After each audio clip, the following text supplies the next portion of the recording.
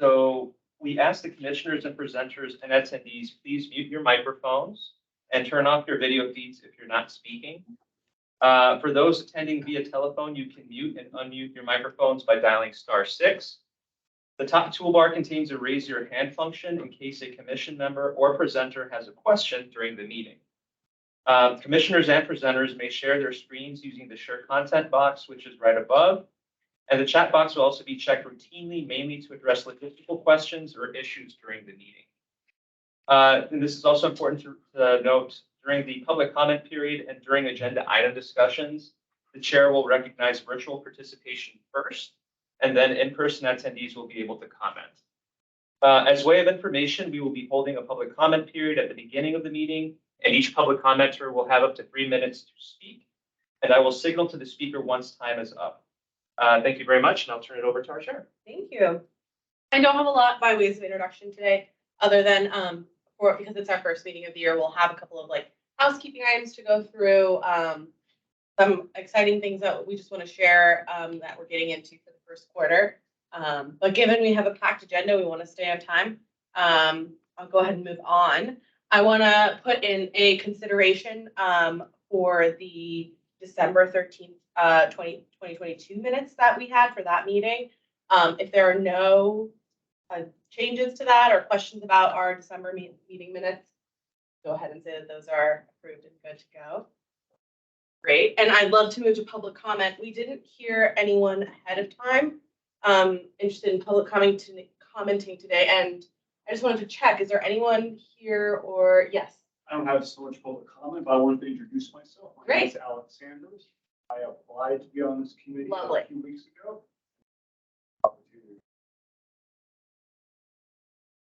Lovely. Nice to meet you. Many years of experience on was the Environmental and Energy Conservation Commission meeting and on other positions that I was waiting on. Well, this is the perfect meeting for you to attend. We're actually going to talk about openings on the commission a little bit later today, and I'd love to grab you for 5 minutes at the end, if that's okay. We aim to end right on time, so hopefully we'll be yeah, you'll get a flavor of what we get into today. So thank you for joining us. My pleasure. Yeah. All right. Anyone else on the phone here for public comment today?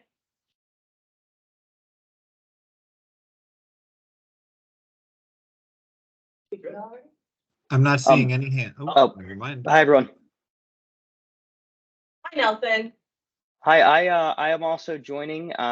Submitted an application yesterday to join the commission as well. I moved to Arlington from New Jersey over the summer after graduating college, and was pleasantly surprised by the amazing parks and public spaces that we have. And was on some email lists for other things with the city. Saw all the opportunities to get involved across local government, and thought this was the best place to jump in at a young age. And I love the parks. I enjoy them very much, and I hope to hear about what the commission does, and hopefully have a space on the commission if everything works out. So also joining to just see how everything works around here. Amazing. Yeah. Same thing to you, Nelson. Love to talk to you after this as well. Do you mind putting my email in the chat? Yes. Marco? Marco's going to put my email in the chat, which is my Gmail. If you could just shoot me a quick message, and I'll set up some time for us to chat next week just to get a quick intro about the commission. We'll talk about this later, but we do have 3 openings right now. After this meeting, we'll have 3 openings on the commission. And we'll talk through a little bit of philosophy here. I'm not interested in filling all 3 unless we have 3 fantastic candidates, right? So we have an opportunity here to be really mindful about adding to the blend of voices here. Awesome. Amazing. Well, thank you, Nelson. Please shoot me an email, and we'll talk after this too. Yep, of course. On the chat, but I'll send it over to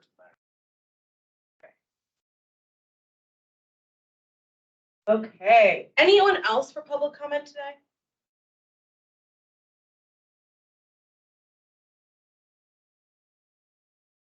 Okay. Well, we have our first agenda item is an exciting, fun one. Takis walked over from his office just a few minutes ago and really thank you for being here in person with us today. We try and hear, just like we've been hearing from Jane, we'll also see Jane Rudolph next month as well. We try to see occur once a year and talks once a year. Last year, we had a little bit of scheduling difficulties, so we wanted to start the year fresh with an opportunity to talk a little bit with Takis about the forestry natural resources plan, and I understand possibly a little bit of update to that as well, and just a discussion on the implementation of the plan in general. And yeah, really excited to talk with you today. Thank you for being here. Oh, that would be interesting. How we. It is amazing. It's my first time that I'm in this place. So, we had a cozy name for that. We call it aquarium. Because you see all the fish, other fish moving. Yeah. And this is actually a piece of public art, which I'm excited that it didn't suffer through the remodeling. So, I haven't been here for many years. Last time I was here, I was just providing public comment. So, and I don't remember what it was, but it was important to me enough to come here and provide public comment. So I'm really thankful to all of you coming back, working on things that are super important for this community. 11%, I keep repeating that, 11% of Arlington's total territory, which is not so fast, not so much, is actually parks. We are a place that is blessed with, some natural features that really connects the two things. With geography and topography that has allowed us to preserve a significant part of our environment and make it available to the recreational enjoyment, public park. And on top of that, it's a extremely multifaceted environment that opens the whole channels of imagination of what this can be today, how we can use it for our residents today, and how we can use it in the future. Because it hasn't been originally a planned environment, and it's mostly a natural environment. We have, of course, planned parks, classic that fit the classic definition of parks, but most of our territory, parks territory, is in natural watersheds, for around Linear Park, for example, etc. Because of these features, it offers a lot of amazing possibilities. An amazing asset to think about, to fantasize about, to engage in conversation about, and to plan about how we are going to use that in the future. And there is the intersection with the Natural Resources Master Plan. For a very long time, there was not a very clear distinction between the two, asset classes. Now there is a more of a distinction, but at the same time, there is also more of a connection between the two. One presupposes the existence of the other, and this is a very critical part of what we're discussing. Now, you are all, familiar with the initial steps of this plan. Last year, we had presentations, we had conversations. I'm absolutely certain that you received a lot of input from a very interested community. I want to preface everything by saying myself and my colleagues, we are definitely very interested in hearing what you hear. Remember that first and foremost, this is an advisory commission, this is an advisory body.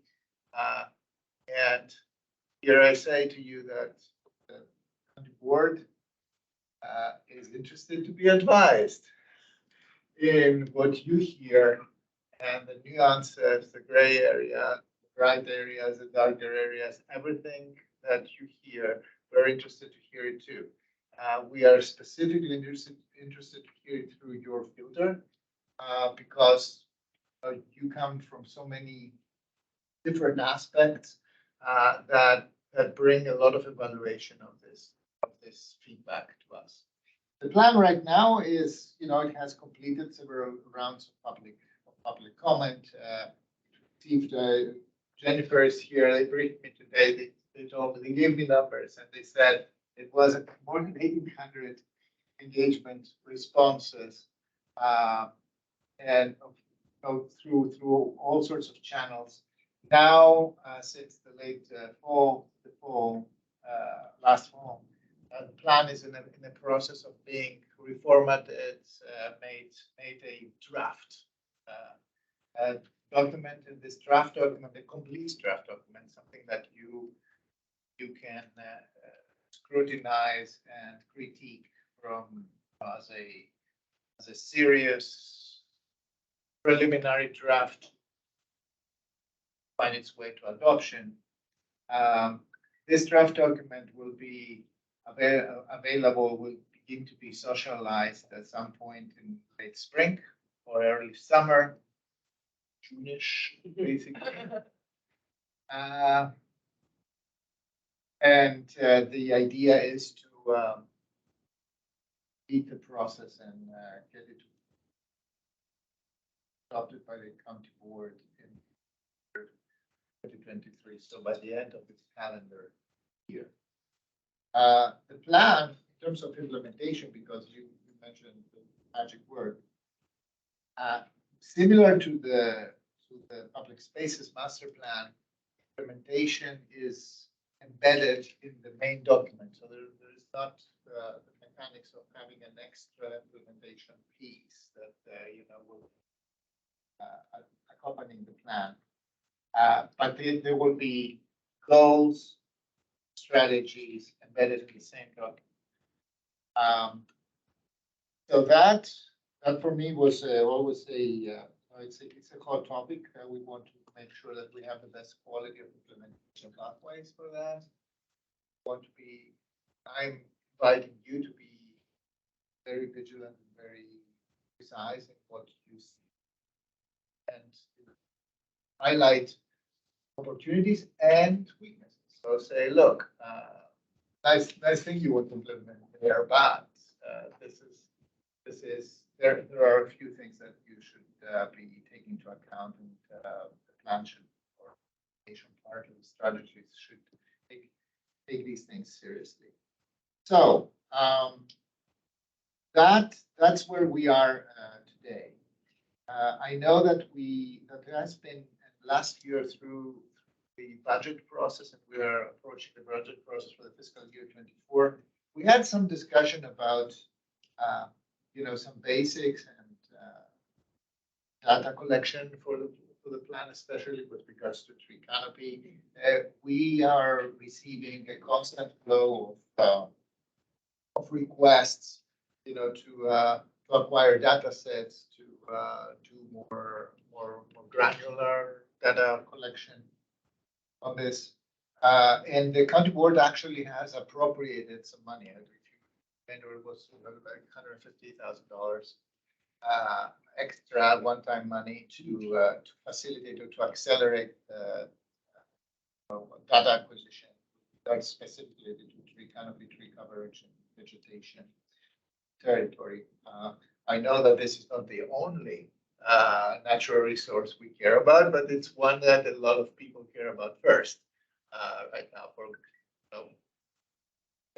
We can discuss what the priorities are in the concept of biodiversity in Arlington, but nevertheless, this is so. As long as I'm informed by our staff is preparing, has been implementing that guidance from the board, but expect the initially envisioned sequence of adopting the plan with its goal, implementation guidelines, and then our staff will be prepared to be immediately ready to create this baseline data, baseline layer of data, baseline data set, with which then we will be measuring the success or not of the implementation.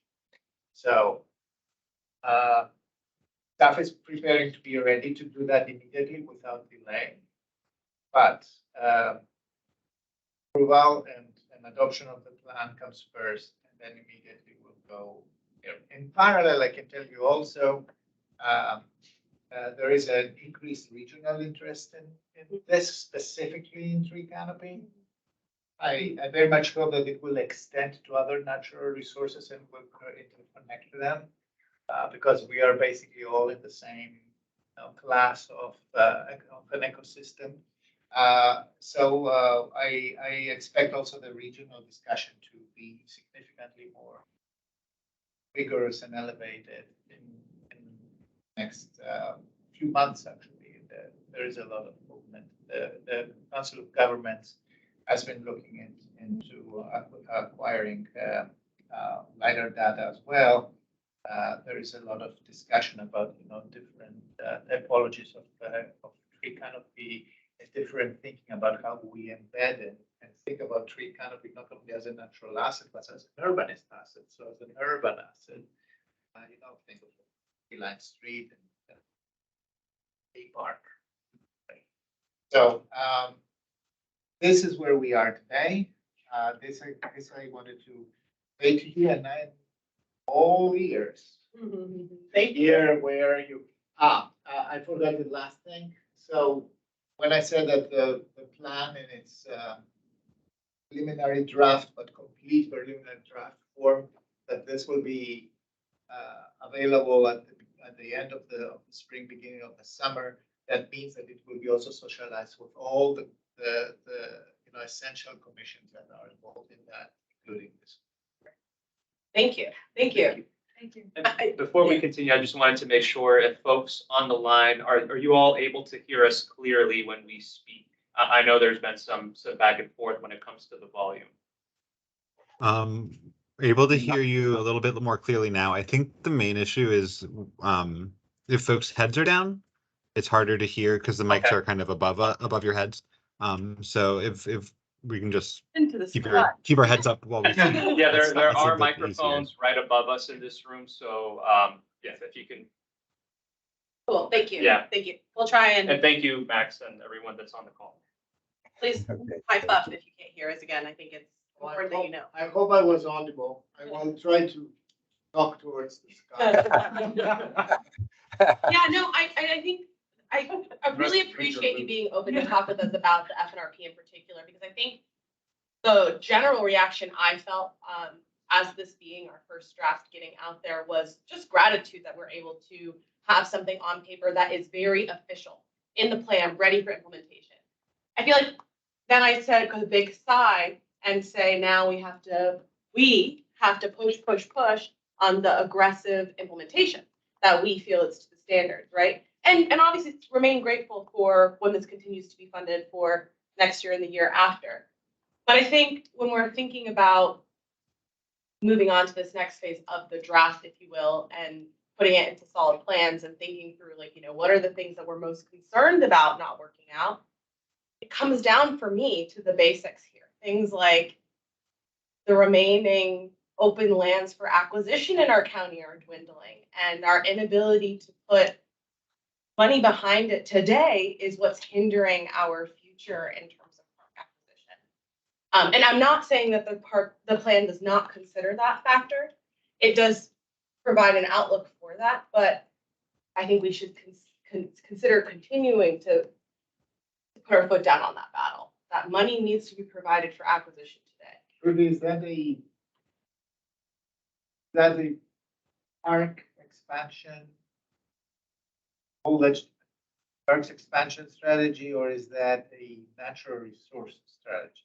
I think, yeah, I think, please, Well, I'd both. love for I mean, the it can be commission. both. Yeah. But I want to understand the motivation behind that. I think it's more than just a quality issue. I fully think it's a quantity problem, that we need to beef up our available land acquisition property, period, for future and evolving use cases as planning continues, right? And that's what the FNRP is all about.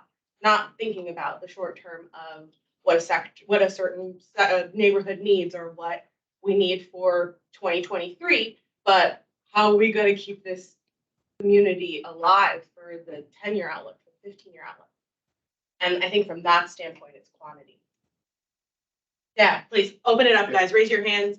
Folks on the line, we will be looking out. Peter, I see your hand. Let's start with Colt and then we'll go to Peter. I've been following the plan throughout its, from beginning to now, and I would certainly echo Sharuti's comments about acquisition of land. We speak a lot about green space, in which we Arlington isn't going to grow any more green space. We're going to have to buy it. And we can work with developers to get some green space, which turns out to be, when you actually look at the designs, hardscape plazas with benches with little strips of grass. Occasionally, you get an Amazon that comes in that, of course, knocks it out of the park. But in terms of adding green space, putting a green spot next to an outside table restaurant just doesn't count, but we're counting. So we need to work at really obtaining, just like the public spaces master plan tells us, we need the space. And every time there's a good reason. Firehouse in Clarendon, Firehouse, great reason, but every time parks lose. And even, I mean, and I'd love for like people who participate in SPRC to also echo these comments, but like our trade-offs don't seem valuable enough right now, in my opinion, that we're having to give up for public open space that isn't really public. Can I go to Peter first, and then we can go back? Yeah, Peter, please. Hi, hi, Takis. Thank you for joining us. I guess I want to echo what Shruti and Colt were saying in terms of land acquisition. You know, the public space master plan is a pretty terrific document and very specific. And I forget the name of the index, but or the section in the back, but it gives very specific guidance on pieces of property that the county is interested in getting. And somehow the board has to help us kind of play hardball to get though. The one that really jolted me was 4608 Quincy. I think that's the number, where it was identified in the public space master plan that it should be gotten. It's an obvious addition to an existing park. And the landowner just said, well, I don't really want to sell it to the county. And then they turned around and sold it to somebody else who tore down the house and built a McMansion. And it was just a total loss of something where, you know, I don't know, we've gone back and forth as to how hard the department can play. But either we need the county more than just the department itself, but the county board to really weigh in, or we need to try and get some legislation or regulations that make it as important to get parkland that we need as it is to get highway land that we need. We don't need highway land. We need parkland. I can at least vouch for one thing. We never voluntarily will buy anything for highway acquisition. The pressures are huge, and you may, accuse us of being too soft on it, but willingly we're not going to do that. And I actually think that Arlington has amazing possibilities of looking at parts of our hardscape. A lot of parking lot creators. There's one right outside. Yep. So these are other opportunities that I can see. It's very interesting to hear that. I have to tell you personally, I come from so it's not that Arlington hasn't done a lot. I mean, last time we put a 10-acre goal, we actually almost got 10 acres. Yeah. For a year, but more or less.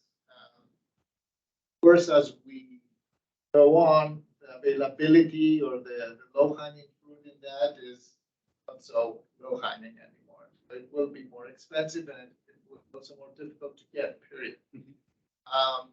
So I'm looking for a dense scrutiny of other available spaces that could be converted. So it's not only acquisition but also conversion. To me, important. They can be the biophilic discussion actually invites to do that. You have to introduce nature where it actually was external before. So strict division between built environment and natural environment is now lifted, and we want conversation of the two assets. And then I also think that is an excellent, personally, I think that it's an excellent moment to say, oh, we know that my advocacy self say, oh, we know that it's very difficult. You have to do that first. Yes, we need more. But don't underestimate the issue of quality. Don't underestimate the issue of quality. Make sure that, but like you said, that Amazon knocked it out of the ballpark. Yeah. And I agree. But for a moment, think about, so this is what a lot of money can buy. Let's begin there. 2.5 acres. Yes. And yeah, but also extreme land use around it. That's true. Right? That's true. And it remains to be seen what kind of an ecosystem will be growing there, because I Yeah. do believe that the community has jumped on that, and we have several iterations of a multi-purpose space that is sometimes more of a park and sometimes more of something else, more of a public square. And at some point as a community, we have to begin to my opinion at least, begin to think about spaces that are more exclusively park, or exclusively, but less exclusively always multi-purpose. So look at recent parks, like Jenny Dean, for example, etc. Would you say that we do everything to elevate nature there, or did we do everything to elevate use? Yeah. And what is the right balance? Right, for it's a the- combination. So you're trying to protect the watershed area and make that nice and biophilic. And it's been a recreational area for communities of Right. color and everybody else in Arlington. And also think about all these assets that we have. Don't have actually the plan is bringing them back to our conscience. For example, our water. A complex ecosystem with enormous recreational use. Use an enormous value for the ecosystem. But- So I hear you. But Will be budget time again, and we will talk about acquisition. And how reasonable it is, or how strategic it is to present that as a earmarked piece of the budget, or to have the assurance that if we see an opportunity, we take that opportunity. I do think that the plan, as it is written, where the general thinking and goes, wants us to give you an assurance that we can do the acquisition if we need moment we need it. That's exactly, identify yeah, the yeah. opportunity. Instead of Takis, I'm dealing with a simpler issue of just the question of why can a landowner say that they don't want to sell to the county? If the county wants it, why can the landowner say, no, we're not going to sell to the county? Because this is Virginia, and because these are rights that we could always do the eminent domain, right? But that has so many implications, and that opens so many kinds of work that I wouldn't go there except if it is a case that is really extremely pressing. We have other. Well, that's I what want to remind everybody about something else. That's what would give the public space master plan some teeth. Yeah. I want to remind you also about some other intersecting issues. For example, stormwater management. Stormwater management will be one of the biggest ever challenges that we had financially, at the very least. As you have seen in the 10-year CIP last year, we approved more than $300 million just for that. Now try to think that land is involved, naturalized land is involved, land relief is involved. So, I mean, in my advocacy, I would see opportunity there. Right. Definitely. Melissa, I'm gonna just set up a deck, Melissa, and then Jill, and Cole, did you have one you wanted to come back?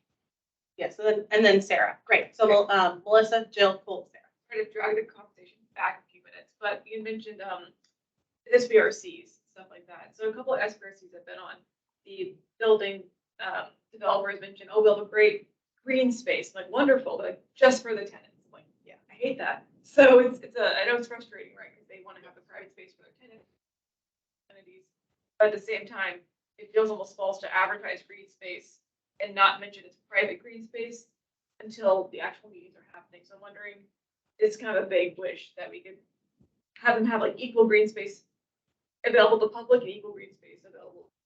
Like a matching 401k sort of situation where they have private as well as matching public would be something pretty fascinating to try and push developers to do a little bit. I beg you, because we see that very late in the process. I beg you to flag these. I will give you examples where I would really pull my little hair that's left on my head. Boston, for example, right in the middle, there is a passage.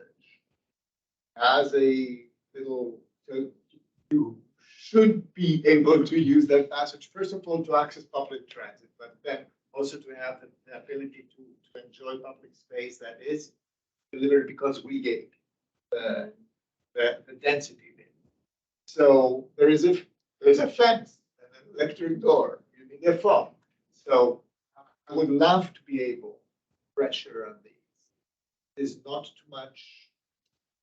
So when you see them, flag them. Let us know.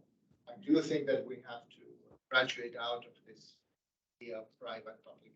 They have a lot of new opportunities, by the way, side developers. I mean, to put green space and recreational space in the building or as part of the architecture of the building. So downstairs should be something different. I'm also advocating. I mean, just today, so we will get a site plan for 23rd Street down in National Landing, Crystal City, and there is a public space number 10. Mm-hmm. And what I see there, this will be Arlington County controlled space. And what I see is a very uninspiring, in my very humble opinion, and I say that with all reservations. Of a big lawn and a few trees around. This is a southwestern exposure. A lot of light, which is in a high-rise environment, not a thing that you get every day. And this would be an amazing opportunity to start something different. For example, you could have a grove, a tree, little. It is just 8,000 square feet. So the recreational value of that, in terms of just sheer delivery, is not great. But if you had it full with trees, it would be a completely different story. And you have a super park next door. It's walkable distance with as much green space as you want. So these kind of, opportunities. I see so many pocket parks, little speckles of green around, and every single one has to have a playground and a grass and bench, etc. We could, dedicate some to playground, maybe 60%, and reserve 40% for something different, for different natural delivery of the space. This is part of the conversation I would love to. So I endorse all the comments up until now, and I thank you again for being. But I want to go back to what you were talking about in terms of our existing space and making it of a high quality. Because at the moment, Nova Parks, for example, and the National Park Service have huge swaths of Arlington, territory that's in Arlington that's just getting decimated by invasive plants and deer, and is contributing to erosion problems and stomach, and there could be so much more that can be facilitate improving the quality there. So I want to make sure that stays on the radar. We are, Arlington is one of 6 municipal owners of Nova Park. So, you know, there should be no reason why we couldn't have a significant say in improving the quality of those parks, of an environmental. Are you getting Nova Parks here to visit? Oh, yeah, they were here last month. We had And, one. and what did they? Oh, well, they had a lot of things to say. But the first thing they said was, well, just volunteer. Just volunteer, bring in more Arlington Yeah, volunteers to just clear those volunteer. invasives. Yeah, that was from the executive. And so, you know, and Jane was here and she had a colloquy with, you know, the director of the parks, who, you know, and they were, you know, touting the value of volunteers, which as volunteers, you know, Jane's in the, you were, I mean, not Jane, you were in the ending pictures guild. Right. Yeah, they're trying to Advertising get their me to volunteering, join I mean, the like, park. that's not what we're asking for. No, we're not asking for that because it ultimately, I know at Upton where I'm a volunteer, where I worked with working is actually getting money for invasive plant contractors. We also need money, tree planting, new ones, understory planting, need deer protection. And that's just what I personally can attest to, but I'm pretty sure the same thing is true It's at, true. at Potomac Overlook.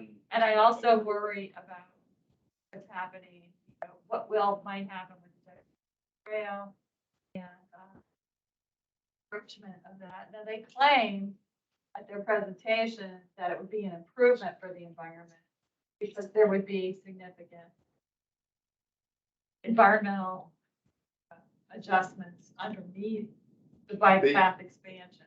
Yes, they can definitely, they're definitely capable of some project that is passing, not pushing them out. But We it gotta, needs to be fought for. it needs to be bought for, and right now we just have the money for the planning. But similarly, you know, there's an expansion that's been proposed for the Vernon path, which runs.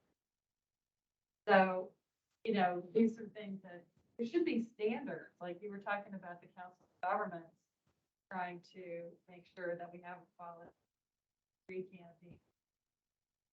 So, you know, the best minds need to be put to work here. I would be coming back on when we get to that point. I think that it would be helpful to have an annual check-in with our representatives too.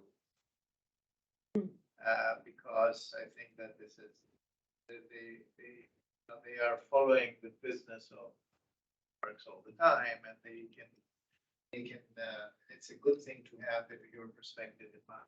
Yeah, and I think Nova Parks is a great thing in the sense that it is acquiring a lot of parkland throughout the whole region. I mean, I can't even tell you how many acres, and every year it seems like they get more and more acres. It's not in Arlington, but it certainly does benefit the region. Yeah. So, you know, I'm not anti-Nova Parks, but I want to make sure, since we are so limited, that what we have, and a large part of what we have is Nova Park, is very high quality. It's a longer conversation. I want to pin down what quality really, how Means. quality, how we can find quality. I Perhaps find as- our own parks as lacking quality. Some are absolutely gorgeous, along formal around, but others have significant deficiencies. So you walk into Donaldson Run even before the, you know, you would be hard pressed to find a bench to stay, or you know, it wouldn't be always easy to be around. Their educational opportunities are, you know, around the nature centers, the ones that are. But I think that we could gain a lot invested in quality designing. I'm just talking about the quality of the trees. I'm just Yes. talking about the quality of the trees and the plant, the presence of them. And the quality of the trees, say, Yeah.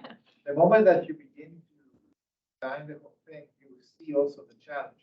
You said No underscore. question. We are a community that unfortunately as you know, we were very agricultural. The last dairy farmer was on the tax rolls in 91. So we have a lot of pre-inventory that is the same age, Yes, we do. or more or less the same age. Has gone through the same, devastating circles of certain people and Dutch LPC and all this. So we had a lot of stressors that are common to the entirety of the population. And frankly, just recently, we understood that we have to grow biodiversity instead of only, It's true. three types of. But if you look at Marcy Road Park, which was just finished, like, I don't know, within the last few months. And then you look at the line between Marcy Park and where Potomac Overlook begins.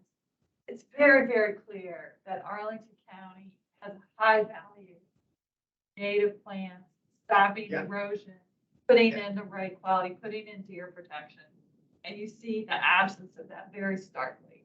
When you go to the. Is there a moment with board interaction with Nova Parks that we can perhaps either prepare you for Yes, or yeah. have you come? That's why I Guys, asked when yeah. when Let's not put I Sandra meant and- when I said that I asked you whether they come here and Yeah. here. It's always informal and it's not, like, our rationale for them coming last time was just that we want to be able to grow them. I think it's absolutely legitimate to have a conversation about their abilities and challenges in that. And we can prepare you for that either through a letter or Yeah, I would, conversation briefing I here. mean, I mean, if they can't do it without money, I mean, so that's obviously a conversation we have to have. I want to keep this going because we do have many more items. So Sorry. quickly, Cole, Sarah, Neil, okay, great. Yeah. I'll just go quickly through some specific things that were part of it. Thank you. I mean, I think one of the things that we have to think about is integrating with our brother and sister organizations. And you had mentioned stormwater and we have APS. And in both cases, we can work more closely together. I've seen cases where stormwater is arguing about, well, we're putting in a stormwater thing, but we're sorry, we're cutting off the access to this park and we don't do parks. And that was at Gulf Range. So there are clearly money might have to be spent, but yes, we need to look at things more cohesively. That stormwater management approach falls also into our new stormwater. We need a stormwater incentive program for local, the stormwater bill that I have to pay should be dependent upon the impermeable surface that I have on my property. And it's a guess though. It's a real wag.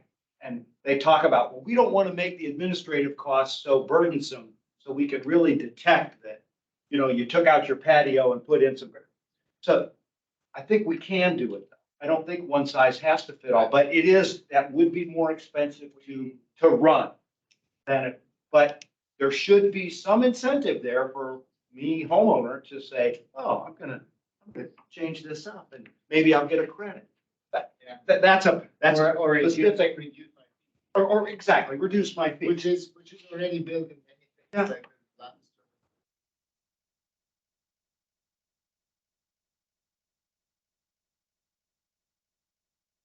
I think that we will get there not very far in the future. So since the stormwater authority will have to finance basically the stormwater mitigation.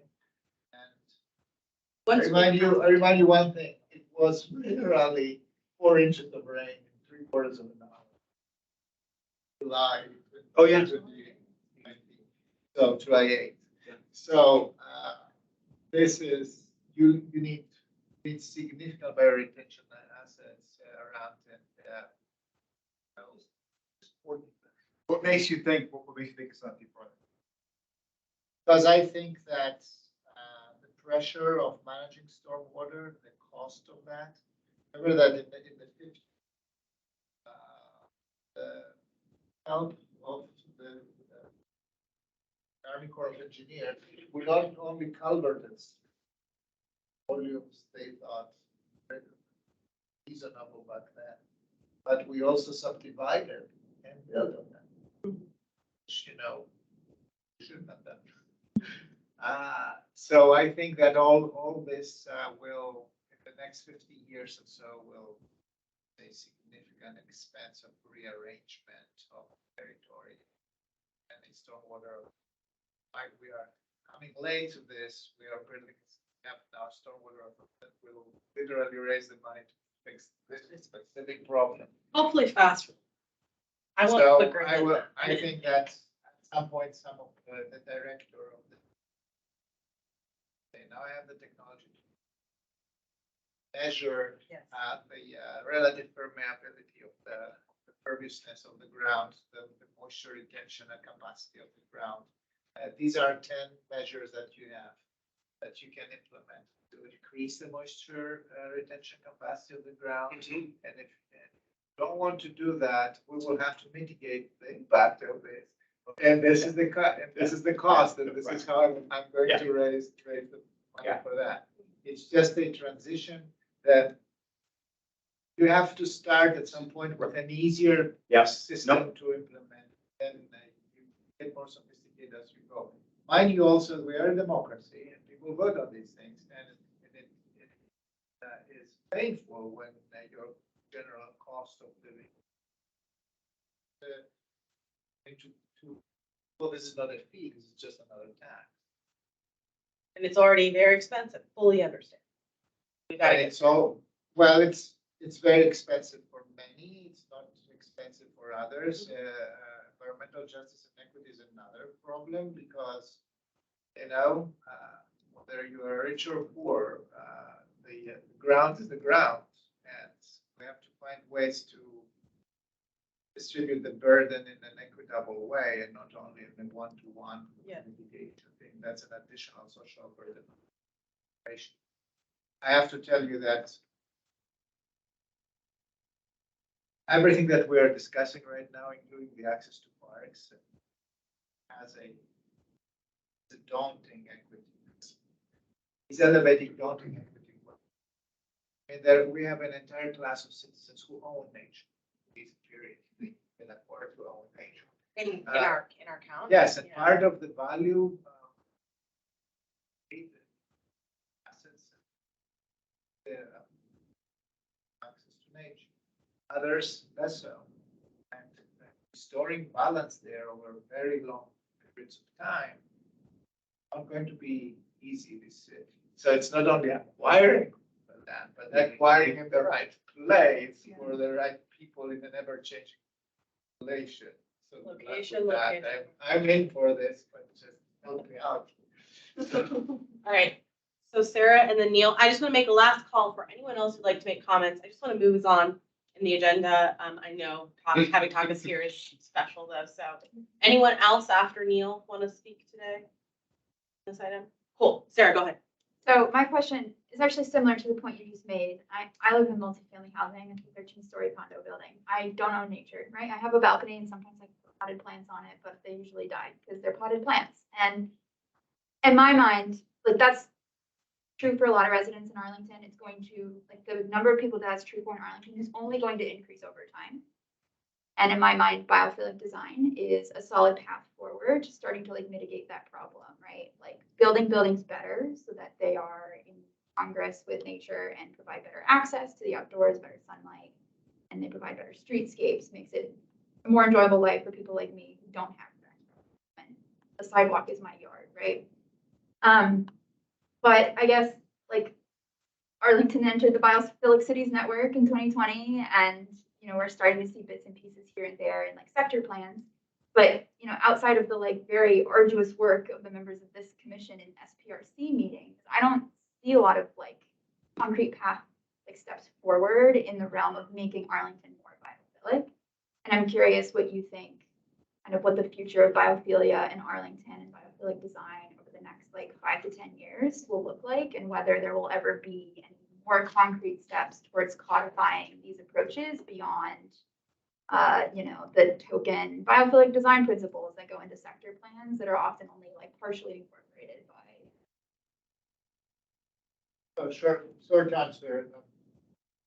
I think that we need now that we are in this, we agree that this is a good thing and a critical accepted community to, we definitely need to educate ourselves and educate our applicants, others, what this translates into, right? I'm still hearing amazing arguments about where you cannot have a green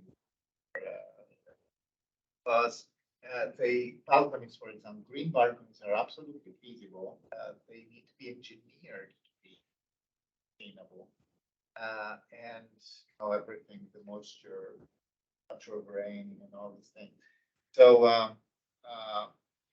eco-modified, one thing that doesn't help us at all, honestly, is the fact that the shortage of housing that we have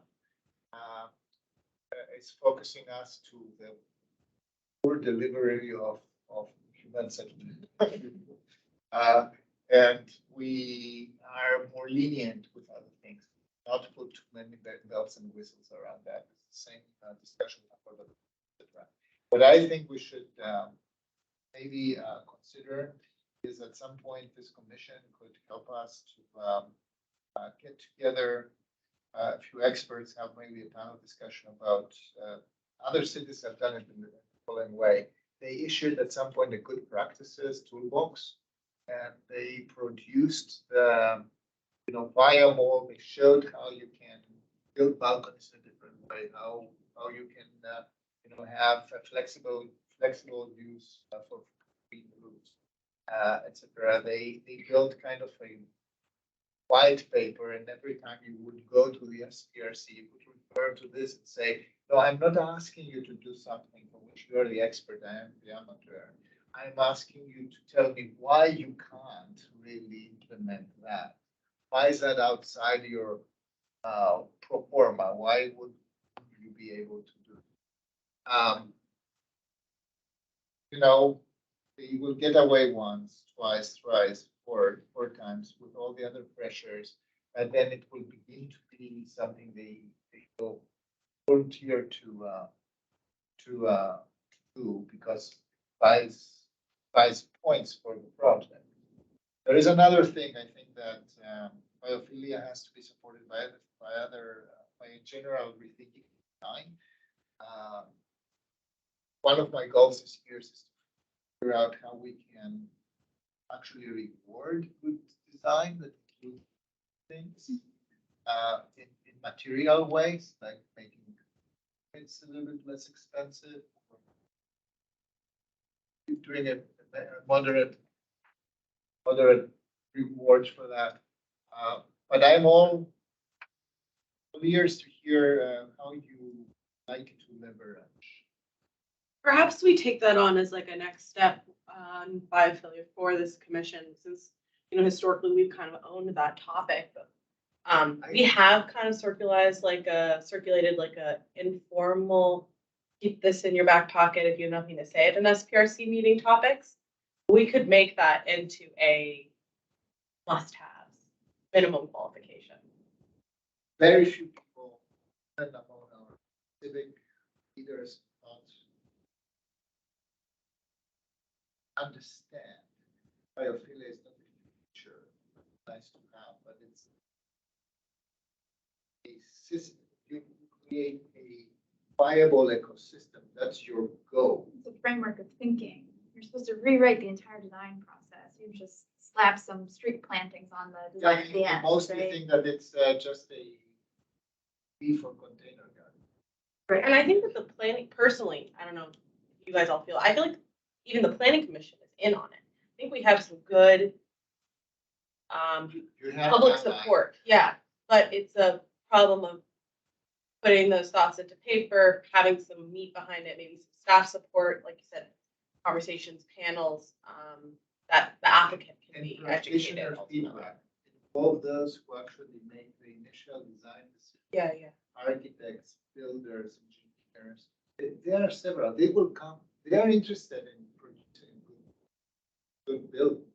I mean, They just don't want to look silly when they go to their financial. And they say, okay, and why do you have so much money? yeah, I mean, at the risk of, getting too far into this rabbit hole, but we're in the third year since Arlington entered the Biophilic Cities Network, and we still get initial proposals at SPRC meetings that aren't thinking about it. And so, Sure. when are we gonna get to the point, and what do we need to do to get to the point where that first draft of the design that I receive as an SPRC member already meets all of the criteria? Yes. We shouldn't have to sit in meetings for 3 months to go through this when there's these best practices out there, and Arlington has publicly stated a commitment to these principles, and developers should understand that. And I think staff should understand that as well in the initial site planning conversations that happen before the SPRC begin.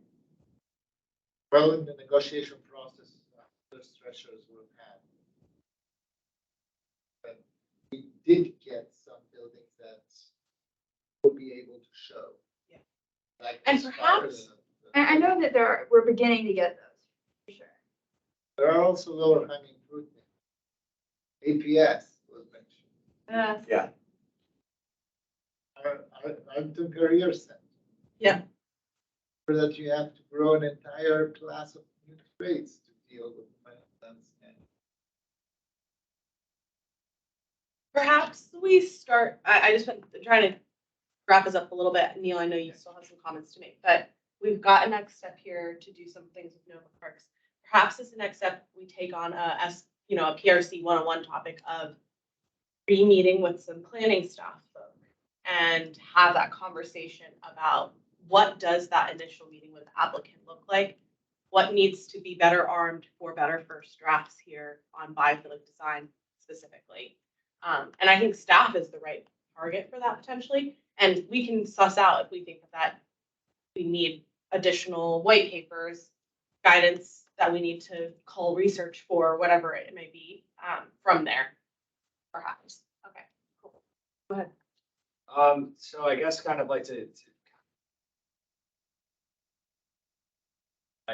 I don't know if everybody's familiar with part of the public space master. Any building or developer that's looking have a construction project that exceeds a certain floor area ratio. They contribute a certain amounts of money not disclosed in any way, shape, or form. I think it's up to the discretion of the developer to give whatever they think is a reason to public amenities, which aren't really. I think there's a line, at least at an internal area, like a benchmark of how much money per unit we'd like to see developers contributing to. Be a little bit more exclusive about what sort of things we're willing to let them, put that money towards. I think sometimes we're pretty liberal about where we're allowing them to constitute a public amenity. Totally. When And also, depending on the audience, I think it has a different connotation. Like if you're at, art people, they're gonna push for that. You know what I mean? Like what the public amenity is the audience needs. Yeah. We need to put out our position on. And I think the board could be a great vehicle for that because you don't have to advertise to developers what your benchmark is, but you can have a good sense of what you're willing to accept as public amenity, and then how much is a reasonable amount per unit they're willing to contribute.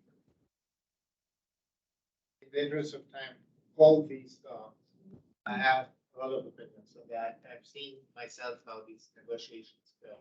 That Arlington is, because we don't have the classic proffers where you list, right? And we like to have developers of high value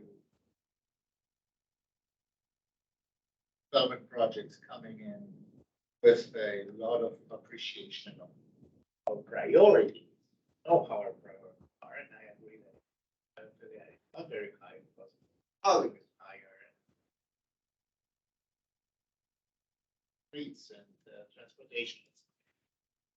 But this question is how much more density they get. Trouble, exactly. And these deliverables are actually disclosed at the end. And you can have a benchmark. We are But they are, I agree that they are dispersed into many conditions. There are conditions. So, well, yes, city building is complex, so that's up. All that thought, I would be very interested at some point to discuss about where biophilia really fits there and what we could get for that. Because the different stories to say you deliver a park or you finance a park or co-finance a park, like we did Gateway Park for us. But the different story is to see, you know, how we value the amenities in the building or right next to the building. I will be happy to come back on this. That's that.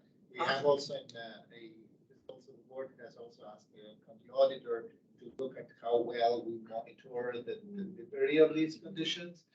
So it takes so long to have a report on this. It's a big step for sure. Okay, let's think about that too. All right, well, wonderful. Thank you so much, Takis, for being here today. We will continue the conversation with you.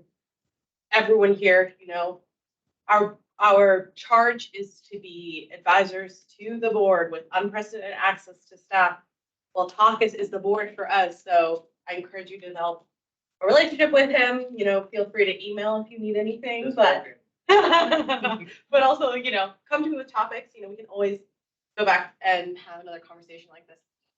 Likes to be involved on the ground, and we really appreciate that. So, thank you. Feel free to stay or go as you need. I know.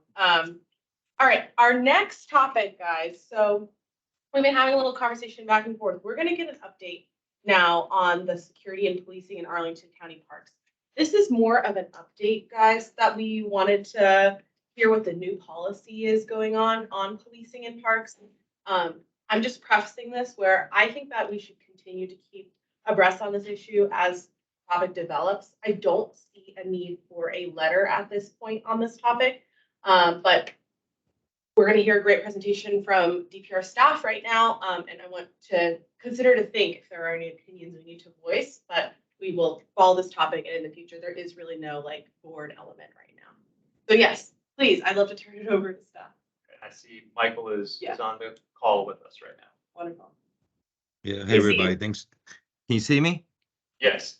All right, thanks for having me. You know, this is a little bit about policing, but it's more about kind of like what our rangers all offer and what we offer as Parks and Natural Resources staff.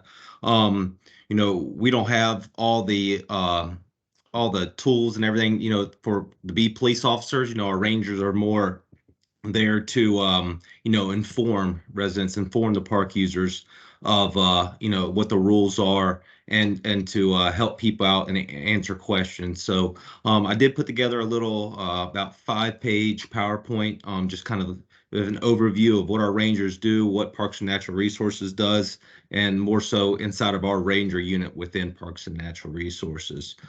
Let's see here. Let's start. All right. So should be up right now. Yep. All right. So you know, just park safety. And you know, on to the next slide, just jump right into it. So overall, our parks are safe. Just the main stuff that we handle within as our park rangers and that we take calls on is things, you know, graffiti, vandalism, dogs off leash. All this stuff takes us, you know, to one part of the county. And if you only have 2 or 3 people, rangers working at that time, you know, they're, you know, dealing with some stuff. So it may reduce patrols in other areas. You know, like I said, our parks are safe. Anyone that wants to know any more about like park safety, park rules, how to feel comfortable within parks and our natural areas, we have tons of resources. You know, you can reach out to any of our Parks and Natural Resources staff, anybody that anything to do with our nature programming. You can visit one of our nature centers. And some of those staff, park managers, nature center staff, and our rangers as well, they all have the knowledge to, you know, inform you like of the park rules, what's allowed, what's not allowed, and kind of how we try to handle things as far as not so much policing, but just monitoring and being a resource, being eyes and ears out there, and to make our parks, as safe as possible. Um, as I mentioned, graffiti, vandalism, dogs off leash, those are the majority of our calls. Graffiti, anywhere from simple tags along the trails to complete bathrooms and or other things having graffiti on them. It takes a lot of our staff resources to look this stuff over, clean it up.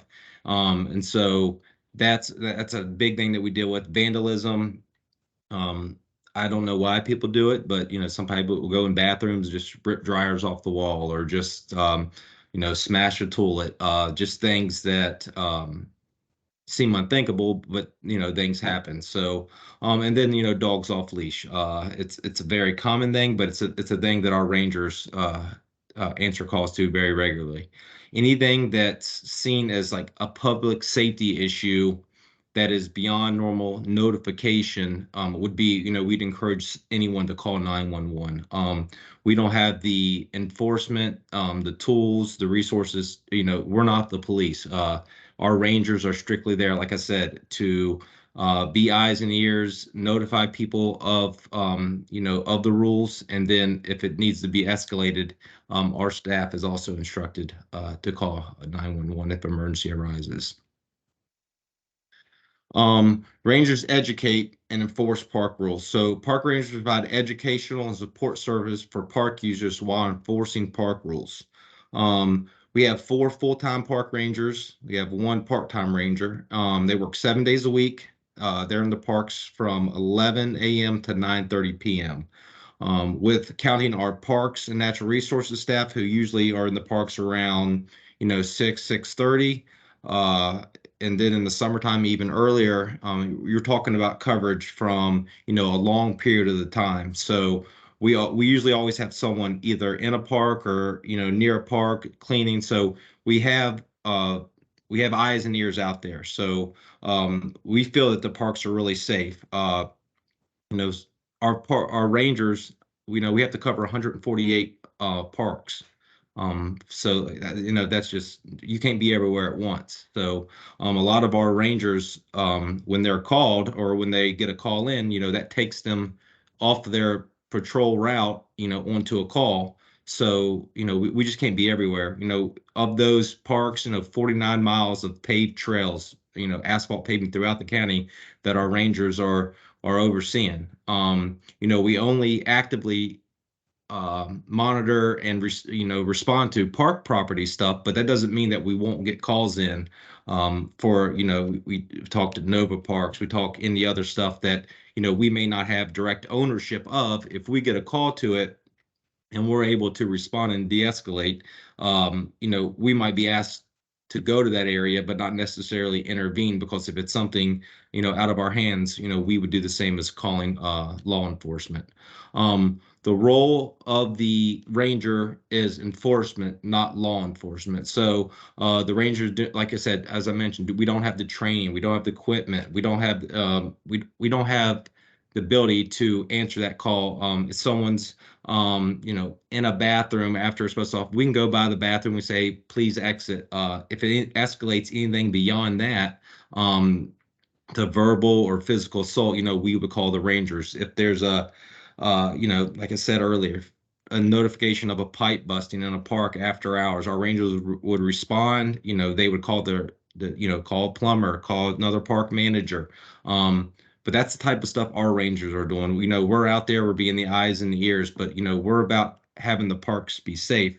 We look at a statistic. We try to get how many interactions our park rangers have in a year, whether it's notifying someone of the rules, notifying a homeless person of the things that are out there, the resources that are available to them.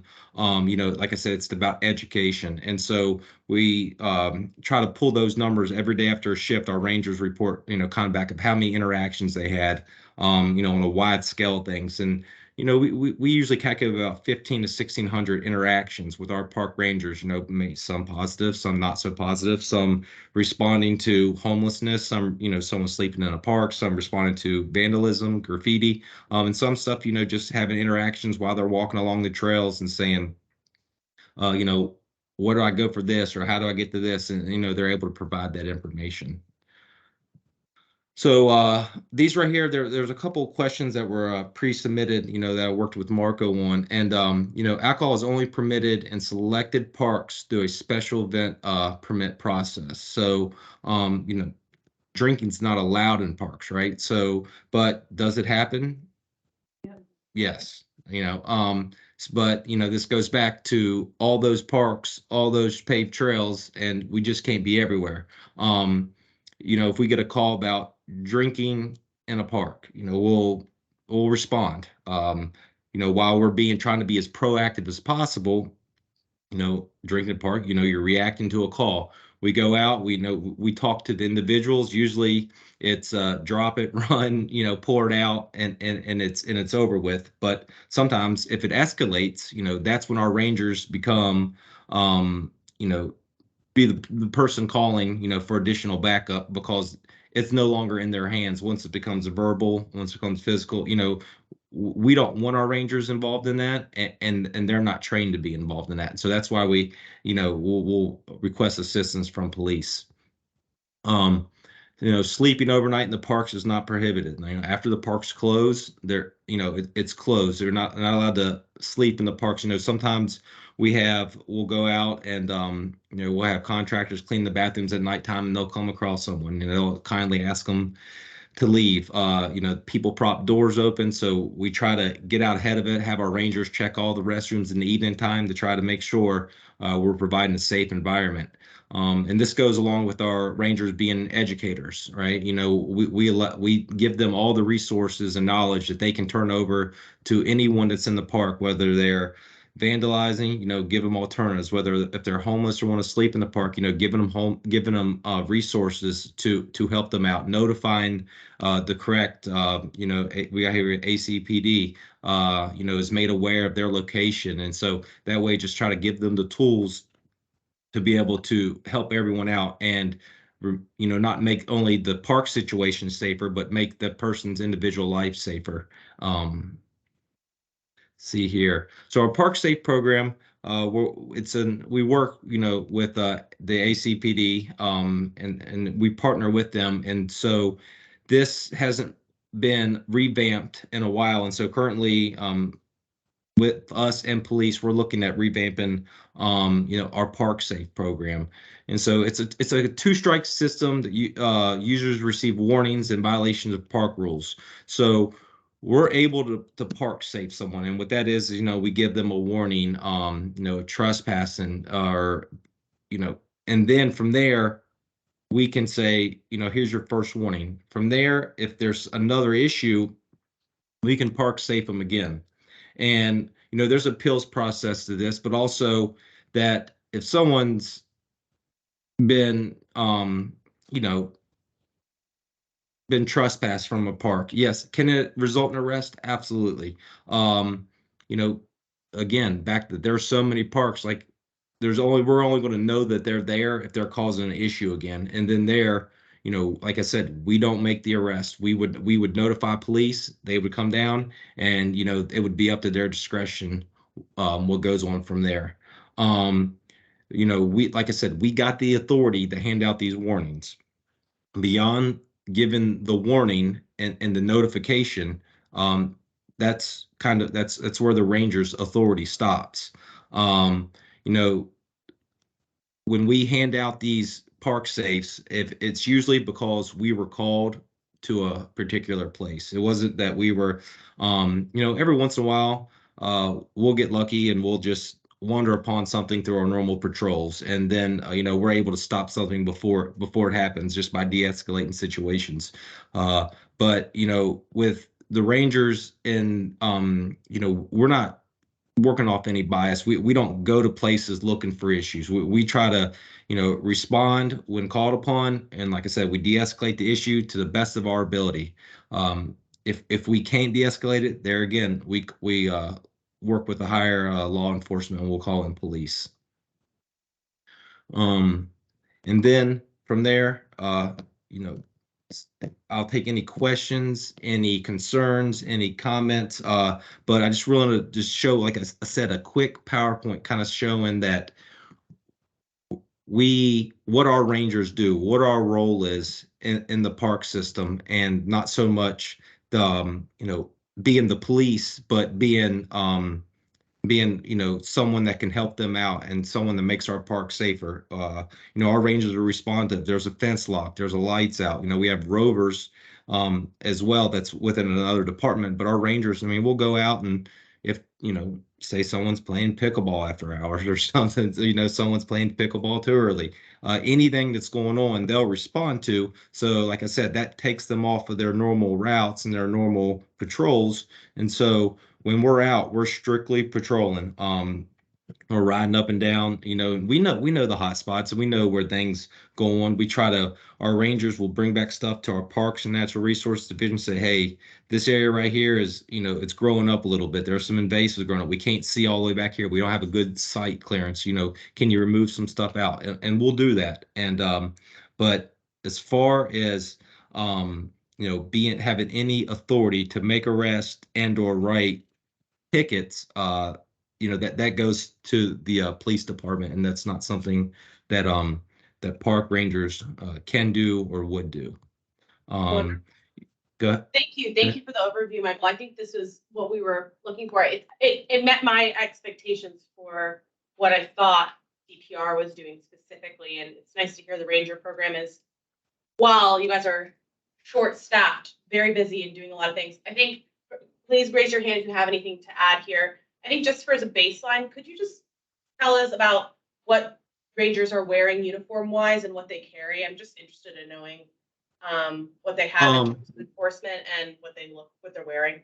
Yeah, so our rangers usually do have vehicles that say rangers on them, but sometimes they get cycled out and they're just in normal Arlington County vehicles. But their attire most of the time will be green pants, and then they'll have their shirt will have a ranger badge on it. And like I said, it'll say Arlington County Park Ranger.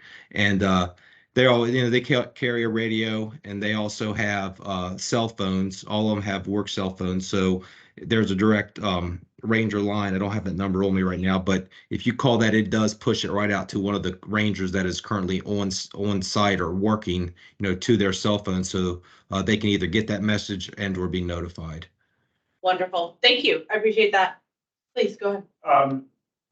Hi, Michael. Adam. Adam Rasmussen. Yeah. Two questions for you. One is, how many rangers do you have, and how many are usually on duty at any given time? Yeah, so we have 4 full-time rangers and 1 part-time ranger. And so one of our rangers is a ranger 2. And so that would be, the supervisor, the lead. And we have anywhere between 2 to 3 rangers on staff at one time. So while that doesn't seem like a lot, and they're predominantly doing the ranger function, as I mentioned, we have Parks and Natural Resources staff from 6 till 5 o'clock, and then at that meantime, you have your rangers in until 9:30, 10 o'clock in the evening. During the summertime, when it gets warmer, when it's lighter outside early in the mornings, our park staff will come in earlier. And our ranger staff will stay a little later. One, because it's light outside. 2, because when it's warmer, people want to be outside more, and when more people are outside, it tends to lead to some unnecessary behavior at times. So we have anywhere from 2 to 3 on staff at time, and as well as, but we have 5 rangers altogether. Okay, and so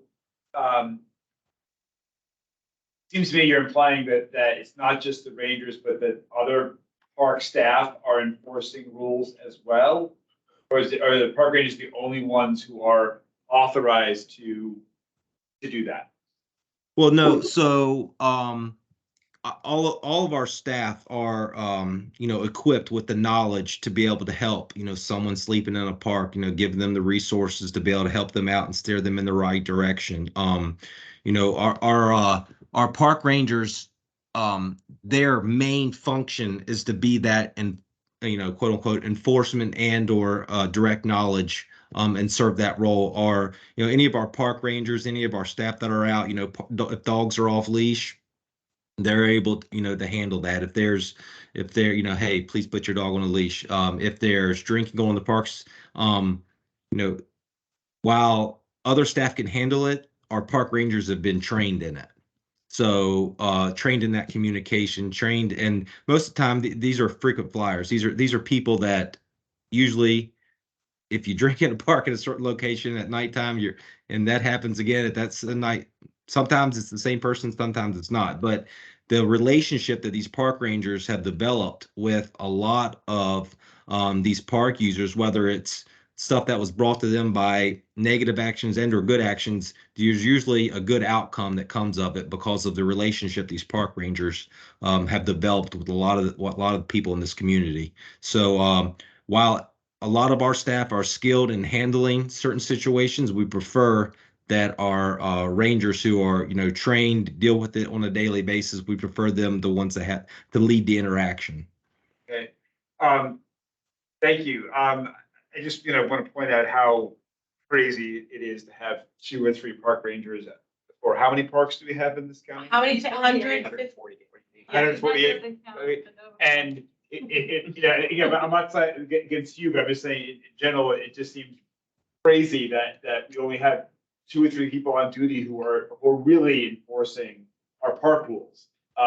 Because I understand why other park staff would not be inclined to enforce rules because they don't have the training because there's the rangers are supposed to do that, but when you only have 2 or 3 rangers on staff, I think that leads to a lot of I guess I think it's demand for their time. Honestly. right. And one issue where that's come up, and I'll finish with this. I'm sorry to take much time. Is in the sports community, youth sports community, we're having issues where it's especially true with diamond fields because of the dirt in fields, but it also happens, I think, on the soccer fields too, where kids are. It rains, and the athletic field maintenance staff is closing our fields at the slightest bit of rain, and they keep saying it's because the fields can't handle it. One of the problems we have is that people, when it rains, the fields are closed. Kids are running their bikes through the infield diamonds, and then the next time it rains, of course, what happens is the water gets into the spots. Since the county has also decided to open up fields so that they're no longer closed. In fact, they even take away the fences now. People think that these fields are their dog park, and so dogs are out there pooping, digging up ground, making the fields less safe for our kids to play on. And so to hear that we only have a few rangers on staff that might be able to enforce these rules is disheartening. I do plan future to Yeah. say something. We are, well, I think just to point out there, I know this is not really directed at you, Michael, but we have an opportunity to talk about the budget next meeting. I don't know if this will come up, but we will be writing a letter about it. We won't talk about that next meeting because it is with the Sports Commission, but when we regroup in March, we will be writing a letter on the budget, obviously. So we should talk about what are the most important points, given what we're learning. And this could rise to the top there. Yeah, Jill. Hi, I'm Jill Barker. I'm interested in being able to say to people that Arlingtonians that go to their parks are safe. And I'm just wondering if you interact with, I know you have your own park ranger notifications and you keep records on that, but are you interacting with the police so that if the police were to come to a call of an assault or whatever in a park, are we keeping those records so that I can make that statement that people are safe in the park? And then the other thing I'm interested in knowing about is if there's any bias in enforcement of. Yeah, so there's regular communication with park staff and police. There's certain things that if they're working a case or they're doing certain things that they can't, release that information to us because it might jeopardize, certain things that are going on. If we have, say we have graffiti, a big graffiti, we'll check in with the police and they'll come take pictures and they'll document it and they'll be able to like look back at the resources of other pictures they've taken and they'll be able to show it around the community. And we've had some success, right, of actually catching people without cameras just by people saying, "Oh, that's my buddy does that," or it'd be amazed how proud they are of showing the stuff that people of stuff that's been vandalized. And then a lot of this people that are doing this vandalism as far as graffiti, most of them are younger, right? And so you say, the police are the ones that will do that research for us and do that behind the scenes and bring those cases and or anything else that stems from that. A lot of the sometimes you'll hear this happened in a park or the arrest was made in this park. That doesn't necessarily mean that it occurred in the park, right? So sometimes it's the closest location to where they responded. Sometimes there was a foot pursuit. Sometimes there was something that happened offside of park property, but you know, the arrest was maybe a foot pursuit and the arrest was taken to park. Do they notify us every time there is something that they respond to in a park? No. Are we notified later at a later date? Yes. But not I mean, because like I said, there's some things that they just can't divulge that information to us for for the information in the case. And but there are things, I mean, we work very well together. We do cleanups to have to give them better, if they're short numbers or they can't get out of their car and pursue take a stroll through this area, they'll go out and walk areas, they'll go out and do things. But if they can't, and if they pull into a parking lot, I mean, we'll make sure that visual site clearance for them is as far as we can possibly make it, so that way they could see in the parks and have that extra layer of enforcement. On the bias, we don't we don't keep that statistic with parks and natural resource. Our park rangers, like I said, last year we gave out one park safe, and that's because we want to educate. We don't want to be those people making a negative experience for someone else in the park. Because if we can be positive reinforcement and we can lead in that route, then I think everybody's a win-win. So as far as anything bias with us and zero bias on profile anything, like I said, we try to do everything proactively, but things happen. It makes us reactive. We don't go looking for drinkers. We don't go, but if we're getting calls over and over and over again, that's part of our patrol route. We come upon it. We don't pick out the people that are drinking, right? You chose to be the drinkers. So, but like I said, when we interact with people, it's not, what are you doing drinking in the parks? Is like, it's, hey, here's the rules. This is why you can't drink in the parks. This is why you can't do this. This is, and it's for the safety of everyone, right? It's so everyone will have a better experience in the parks. So, like I said, it's all about education for our staff and just to be able to not, some people see the rangers coming and they think it's, law enforcement. That's not us. And so, but like I said, yeah, we interact with police regularly and very good relationships. But just like police, they're very rarely are they on the scene of a crime before it happens. And it's just like our rangers are the same way. I mean, we will patrol certain areas if we're getting a bunch of calls for particular stuff going on in that area.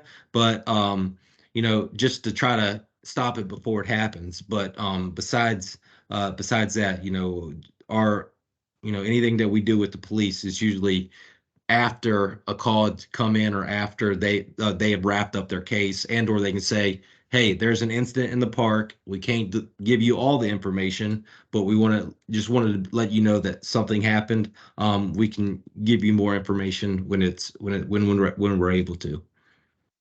So just, if I can just follow up real quick. So, I mean, so there's a bias among certain people that it's not safe to go into the park, that I might get jumped, I might get accosted or assaulted. But are you saying that that's really just not based in facts? Yeah, I would say that, look, I think everyone should be vigilant, right? I think that everyone should be aware of their surroundings, but I would venture out to say that our parks are very, very safe. Very, we don't, now, am I the one, am I police? Am I responding to all the calls? Absolutely not. But I would say that for the most part, our parks are extremely safe. You go back and look, we don't have that on how many people use every one of our parks and trails and natural areas every day. But just, I mean, look at all the programs we put on. Look at all the fields that are in use, all the playgrounds that are taking, all the water, splash pads, interactive stuff, all the dog parks, all the, the running trails, riding trails, all that stuff going on. And if there was an issue, we would know about it. And so I'm comfortable in saying that our parks, um, um, you know, are very, very safe. Okay, good. Thank you. Wonderful. Yeah. Thank you. I think this was a great primer for us. I think the questions that you brought up, Jill, to me, as we continue to see how, I think density is a huge factor here on things like police cooperation, getting good statistics and data, and then also putting a lens to racial equity. Yeah. Yes. One more quick please, question. You referred to a number earlier, a phone number. Is there a number like for the Rovers that you can call and report something to the park rangers? No, the ranger, usually they can contact them via radio or they'll have their number. I can, Marco, I'll get that over to you so you can provide that number with the group. It's on most of the signs, in the parks as soon as you enter, we do the Rangers numbers. Now, you did mention the Rovers. They do work with athletics, right? So we work with the Rovers hand in hand, our Rangers. And so they can also respond to calls such as, but a lot of their stuff is more athletic based, right? Like disagreement on a field. The tennis net broke at certain area, pickleball net broke, or there's people such as your case earlier, they're biking on the field when it's closed. The Rangers and Rovers both can respond to those. Yeah. Perfect. Well, we'll make sure that we get those numbers out to the commission too. Thank you, Michael. Thank you so much for being here with us. Yeah, thank you so much. I think we're good for. Oh, yes, thank you. Anyone on the phone want to add in any comments before we move to our next topic? Cool. Thank you so much for being here. Yeah, thanks very we're much. looking to get briefing if things change or if updates are made, and yeah, we can talk about it as part of our financial update as well. So thank you. So much. Thanks for having me. And if you have any questions, just pass them along to Marco, and he can put you in direct contact with me, or I'll be sure to answer them right away. And just let me know if we can help out in any way possible.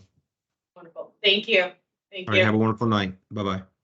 Wonderful. Okay, next up, guys, we got about 30 minutes and a few more topics to cover today. So next up, we have our good friend Alonzo on to talk about a subject near and dear to all of our hearts. Here in Arlington, we go from our urban utopia to now our suburban and or rural utopia, talking about deer. So yes, he has an update on the deer assessment engagement. And yes, please kick it off. Gotcha. It's hard to follow my boss, but that sounds good. Again, I need to find it. Unfortunately, here it is. I hope you guys can see this. I had a hard time.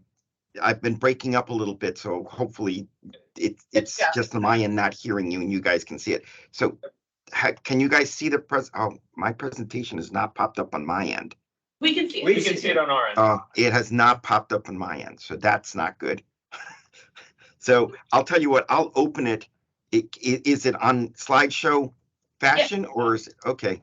So that's weird. I'm gonna just Alonzo, look at it separately. So Alonzo, I can navigate it if you need a hand. Yeah, so hopefully so you can see it, right? I mean, I've got it. I opened it up separately on my laptop, on my tablet, and I'm just going to go with it from there. So if it doesn't work, please take, Marco, please take the lead and go ahead and move it for me. All right, we're no longer seeing it now, actually. Oh, you're not. It just Okay. went away. Okay, so that's not good. I do apologize. We did look at this before.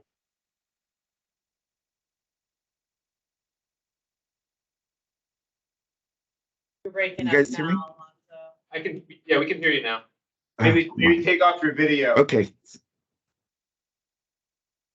Okay, I'm gonna drop. I don't know why it's not showing up, but I'm gonna restart this. So I apologize. All right, so it's stuck. I cannot do anything on my tablet. Like, hello? We can hear you. We can hear you, Okay. Alonso. Okay, I can't do anything on my tablet, so I don't know, Marco, if you can lead it or whatever. The issue is we can't Oh. see the presentation. Oh, you can't see it at all. That's Yeah. okay. If you, That's Alonso, Or- do you have could you Yeah, email it to me, Max? Yeah. And then I can share my screen.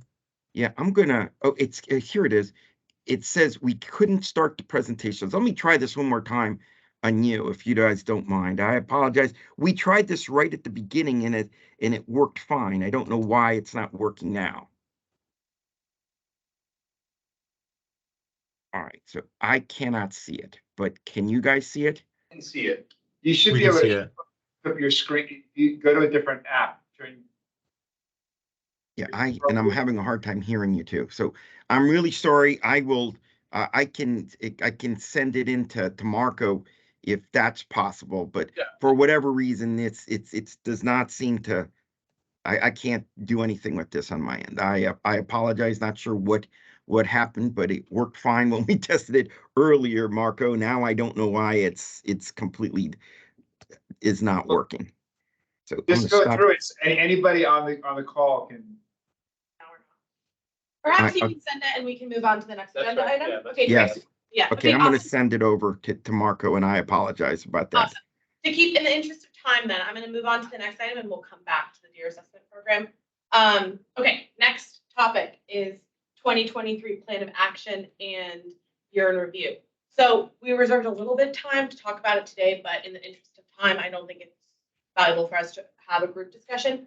I've put out drafts of both documents to the commission. You guys have them in your inbox. If you want, I'll do a re-up send out. Do you mind doing that for me, Yeah, actually? sure. Okay, so then Marco will do a re-up send out to you guys for comments. It would be great if we could get them finalized before the February Sports Commission meeting. And in transparency, I went pretty light on both, just to be honest with you. I think I both think we kind of over-engineer it in years past, but I also think we did a pretty good job writing it last year. So the work plan is more or less a overview of the standard activities that we do. And the past year report is a summary of what we've done publicly, including all the letters and SPRC. So take a look. Let me know if you see anything missing. If you don't like the wording of anything, there was a huge focus on COVID in 2022 that I took out in 2023. We're looking forward to things like being able to have an in-person Bill Thomas Award celebration for the first time in like 3 or 4 years. Yeah, so we'll talk about that in a little bit too, but just a reminder to please take a look at that email and Marco will re-up that for us. Cool, I think we're good to With that, yes. deer, back to deer. We can go to the staff reports and because I have. Let's do that. Oh, never mind. I've already gotten the presentation. Okay, all right, One whichever second. you want. Or you know what? It's still loading on my email. So what I can do is I can Yeah, quickly go through the staff reports. So nothing specific that I need to report on at this point, but I did want to mention to the commission that our next meeting will be the joint meeting with the Sports Commission, and we've actually secured a location at the Lumber Run Community Center. We'll be meeting in the Hickory Multipurpose Room, number 121. It's on the first level of the community center. It's a big room with the divider. So I think we're going to have enough space for both the Sports Commission and for the PRC to meet. We will likely be meeting earlier, probably half an hour before our normal start time, so around 6:30-ish or so. The community center closes at 9, so any and all activity needs to end before that time. So we'll begin a little bit earlier for that meeting. We also began formulating a draft agenda for that meeting. We'll have a lot of topics concerning the DPR 2023 budget, the CIP implementation work that we've been undergoing for the past several months. We'll also be talking about the field fund, rectangular field use within county parks, as well as furthering discussions amongst the commission as it relates to the summer camp registration, which we've heard from previously, ball recycling programs, as well as any ongoing efforts as it's related to pickleball. So we'll have a lot of those topics come to a head, and we'll be looking forward to that for the next meeting.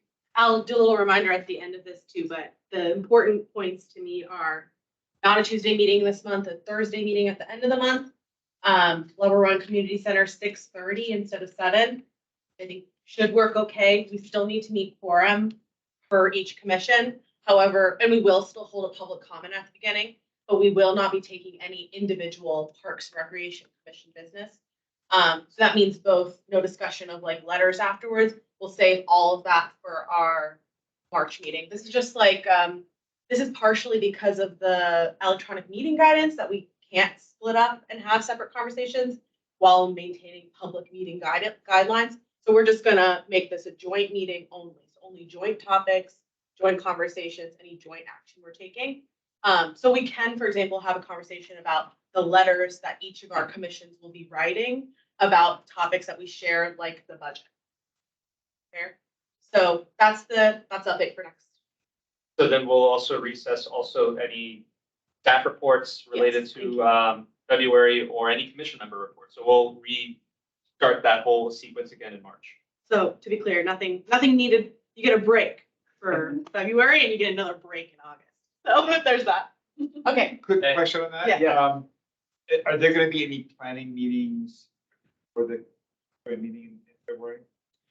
We had a meeting with the Sports Commission chair last week to plan the February meeting. And then Jill and I will meet with Marco for the February meeting, really to talk about the March meeting, not talk about February. Is there anything else that you Well, I just want to see if I can get a little more detail about, I mean, I know you mentioned the topics we're going to cover, but just to get some more detail on that. And I don't want to take everyone's time with that, but is there any way that I can get a little bit more detail? Can we send the draft agenda? Because we've really got it out pretty much, and the topics are laid out there. Nothing new beyond what Mark said, but laid out so that you can see even the time we'd like to apportion to each side. That'd be great. Yeah. And we'll still be working with the Sports Commission staff liaison to make sure that we have enough time to speak on the various items. But in terms of what I just mentioned, that's essentially going to be the breadth of the discussion that we're going to have with both commissions. We had a few other miscellaneous topics that we chose to cut. Yes. They're so miscellaneous that I can't even remember what they were. But these really were the bubble to the top subjects that we thought we needed our commissions to have. But yes, please review. I think there's still room for like. Well, yeah, I'm not sure I'm going to add a whole bunch of things. Yeah. I just want to make sure that I understand what it is. So that, for sure. And these are all topics I think I don't have as much expertise in. So for our sportsy people, please, I'm excited for the next meeting. Yeah. I'm just not a sports girl. All right. I think we're good, Alonzo. You're back on business. And Max, do you have the copy of the presentation? I think I just sent it. Yep, I got it. So Alonzo, I'll share my screen and then you just let me know when to change the slide. Thank you much. Please do. I apologize for the technical difficulties. All right. good. Hold Go on ahead. one moment. Just want to full screen this. Yeah, and put it in slideshow. Thank you. Alrighty. Okay, so again, we're going to be talking about Arlington County deer assessment and next steps that are possible. If you want to flip to the next one, please. First, a little bit of background as well as a potential timeline of what has happened in the past. So, as we all know, of course, white-tailed deer are important and necessary aspect of all of wildlife, and they have important functions when they're in balance with the surrounding habitat. And no one argues that, and that's definitely something that we're looking to that we look to continue to promote. Deer almost disappeared from Virginia by 1930. But there are now maybe more deer than any other time in the history. The population estimates to be 850,000, 1 million deer currently, according to the Virginia Department of Wildlife Resources. Through the 1940s, 1980s, because of restocking efforts from North Carolina, Pennsylvania, other places, and laws protecting deer, and now the favorable edge habitat, it's perfect habitat for deer. Deer have rebounded an exponential rate in Virginia, all right? As noted in the Wildlife of Arlington, a natural history resource inventory technical report that followed the Natural Resource Management Plan in July of 2011, deer were seen as a possible concern. Staff has, since that time, anecdotally noticed evidence that deer could be overbrowsing over the years. Arlington had its first deer panel with regional deer experts in 2012 following that to discuss, the possibilities of what could happen with potential overbrowsing by deer. Since then, Arlington hired Stuart Green. They conducted a deer drone survey. I reported on that before, very difficult to do because we're in a no-fly zone, whatever. And by April of 21, they finished a report, and there is, you can reach out and look at the report. It's on our deer page and so forth. By now, we've hired White Buffalo to conduct a deer assessment, and that's currently taking place. So this deer assessment, it's in 3 different phases, and the first phase has to do with collection analysis of the deer vegetation impact in our natural land parks, and that's sort of what they've done. Included in this deer assessment, not just a deer browse survey, but also a review of scientific literature to see the most up-to-date sorts of things that are going on with deer and so forth, as well as benchmarking with nearby jurisdictions to talk about that have similar habitats, to talk about what they're doing, what their experience has been, and so forth with deer. All right. So we're currently in that, and most of this right now, there is a current deer page, but it's being updated, and it's being updated to not just the deer page, but also a project page as well. And there'll be a new timeline that has to go along with that. On to the next slide, please. So, some potential problems if there happen to be an overpopulation of deer and there are problems with ecology. So deer numbers above the ecological carrying capacity can affect the ecology of the natural lands. That's beyond what the habitat can support. Okay, when that does happen, there's a possibility that forests do not regenerate, native plants supporting other wildlife suffer or fail to reproduce. Insects and ground nesting birds start to decline, invasives start to spread and prosper, and erosion and compaction issues may also increase when you have too many deer above what the land can possibly support. So that's unhealthy. It's not only unhealthy for wildlife and flora and people, but to the deer themselves. And it also makes it easier for disease transmission. Right now, it's something we're really worried about because chronic wasting disease has basically jumped counties every year.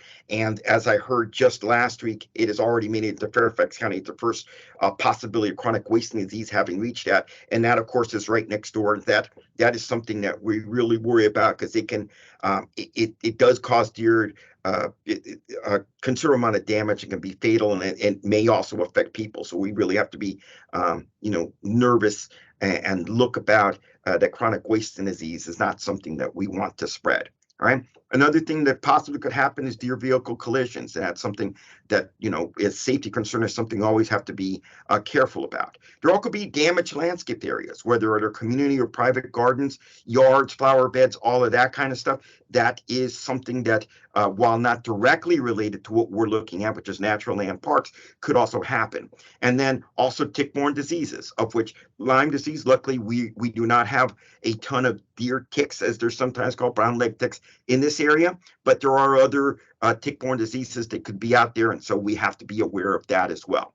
On to the next one, please. So looking at this, we're now looking at all the things I kind of mentioned, and we're kind of at the beginning over here. We're right now in February, and we're just starting our first update. You're the very first commission that we're basically informing that the engagement process is finished. They are now, the contractor is going through this draft, and another couple of weeks after they will present the results to us, and it will be posted so that everyone can see. But right about there, and then the engagement piece begins in earnest, and that's why I'm bringing this to your attention, because there will be a lot of opportunities, not just for us to present to the commission, so you're aware of what's going on, but also for community input. And that will involve, all aspects of the community. That'll probably take place sometime in March or April, depending on when we receive the final draft of the deer assessment. That will be phase 2 of this. The engagement portion of this will continue on through April. There'll be questionnaires sent out to the public. There'll be some feedback that we will take from the public and so forth. And then the contractor will look at those kind of information. You take what they can from it to inform their decisions, and we will come back to the commissions, and there'll be another round of community engagements and so forth. So it's kind of spelled out here, and this is very rough. Once it's completely settled that this is going to be the timeline, it'll be updated on a regular basis on a deer page. But this is more than anything else to inform you that they have wrapped up the first phase of the deer assessment, which is, again, as I mentioned, just a survey of deer browse in our natural land parks, a review of scientific literature of what the latest information is on deer, as well as benchmarking of local jurisdictions to see how they have dealt with possible overpopulation of deer as well. And now we will bring it out to get some feedback to the public. Everyone's going to be involved. Of course, I expect the commissioners to be involved as well as the general public, and we're just beginning to do that. And then you should know that there will be a questionnaire and opportunities for public feedback throughout this whole process. So again, I don't have a ton to report, but just so you know where we are in this, and to make you aware that there will be a possibility for you guys to be involved and give your feedback on a lot of these sorts of things. And with that, I'll stop. And if you guys have some questions I can possibly answer, I'll do my best to answer them. Thank you, Alonzo. I think major outputs that I took from this is we need to be possibly ready for another presentation in the summer, but no matter what, we will engage in the letter writing process early summer on this. It is a topic that isn't our bread and butter, obviously. I think it would be my preference to have a follow-up meeting to get preliminary results, and just a exclusive, presentation from you would be great. And we can look forward to that. Yeah, Peter, if you want to go ahead and start us off. Thank you, Alonzo. Just quick question. When you say you're in or information sharing with neighboring jurisdictions, does that include the district? Yeah, so it includes Rock Creek Park as one. Okay, so that's very similar habitat as what we have. Yeah. I mean, you can see why that's one of them. Fairfax County, the city of Rockville, all of the neighboring jurisdictions should have very similar habitats and similar experiences with deer. Those are the ones that they are reaching out to get their benchmark and are looking at what they have either experienced or are planning to do about this if it becomes an issue. Excellent. Thank you. Yes, Melissa. In the 2021 survey, I think I recall it was about surveying how many deer where they are. Will there be any additional information gotten in the new partnership with White Buffalo, or is it just the same as before? Yeah, so basically what the first one did is basically tell us where the deer are spending their time and gave us the most up-to-date numbers as to what they were. And then, there were certain areas where there were more deer than others, and it makes sense that those would be in natural land parks where, the best suitable places for them to hide in during the day would be. What this particular study has done is to look at the extent of the deer browse on certain plants and see what the damage may be. Is it something that's sustainable by what we have out there? Are they hitting preferred plants? Are they hitting less preferred plants? What is the overall extent of the deer browse? And that's what this one did. It basically went to several different parks, concentrated in natural land parks, to find out what the level is and whether it's sustainable and is beyond the ecological capacity of the habitat that they're currently in. Thank you. Cole, please. Oh, go ahead. That was it. If you need help finding areas that have deer browse There are lots of park stewards out there who are happy to take pictures and send them in. Well, we went through them and we did a very good walkthrough with the. We're With just people. offering up. Yeah. Gotcha, And I'm gotcha. sure you're gonna get a lot of pictures this summer from Mhm. folks, one-on-one. Okay. Anyone else want to provide comments? Thank you so much, Alonzo, for being here on this preview, and I think we should definitely plan for you to come back in the summer. Thank you. Prepare to be engaged. Thank you. And guys, I want to just thank you so much, Alonzo. Thank you. Thank you. I want to apologize up front. I think we have at least 10 more minutes of content for us today, so we will go over a little bit on 9 o'clock, my promise. But we can go through it. Oh, will the meeting end? If we have 5 minutes? No, it's just mean. It's a bully. Oh, Yeah. Bullying morning. Is that like those countdown clocks when you want to buy something? Exactly. It's all fake. Okay. All right. Okay. So we charged through the next two agenda items, the plan of action and the staff report. So I'm going to move us to commission member reports, and I'm not going to go through all of them. There's a lot of good content I saw from the sports commission, especially. We're going to be engaging in a lot of these topics, but please review, reach out to folks. The two important things I really want to mention here are Kevin Manuel, our resident South Arlington guru, is moving back to the beloved state of Rhode Island at the end of this month, and we will be losing him as a commissioner, which is, Kevin, I just want to say thank you for your amazing work on the commission. In addition to losing our expertise, we will also have openings on the Crystal Towers 3 project and the Melwood Glove Study project. I will be spending this month and next month filling those positions with you guys. So if anyone has interest in Melwood Glove Study or Crystal Towers 3, reach out to me or I will reach out to you. And Kevin, please, if you just want to say a few words before you leave us. Sure. No, thank you, Shruti. I really appreciate you saying that. It's been a pleasure over the last year or so working with the few of you that I've gotten the chance to work with. Unfortunately, with us, still observing COVID protocols last year, I didn't really get to meet a lot of you in person. But it's been a pleasure serving on the commission for the past year. I'm definitely going to miss these meetings and getting to, really have some type of positive effect on the community in Arlington. And who knows, even though I'm moving now, maybe one day I'll come back to the area. That's Please always on the table. Awesome. Well, thank you so much, Kevin. You're always welcome to come back and public comment. We'd love to see your face again, and we hope you love Rhode Island. I love it too, so we'll come visit. The other commission member report thing I want to mention is we're really gonna dress up Bill Thomas Award with bells this year. This is the year we promised that we'd finally do a big party celebration for the culmination of our 2022-2023 winners.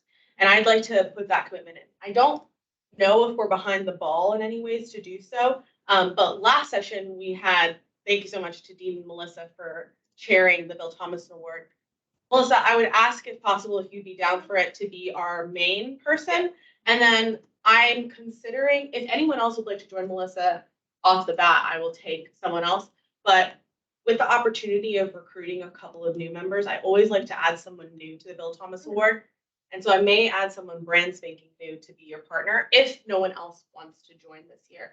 I think the objective would be to have an in-person celebration of sort for sure, along with the rigorous adjudication that we now have an approved and tested process for.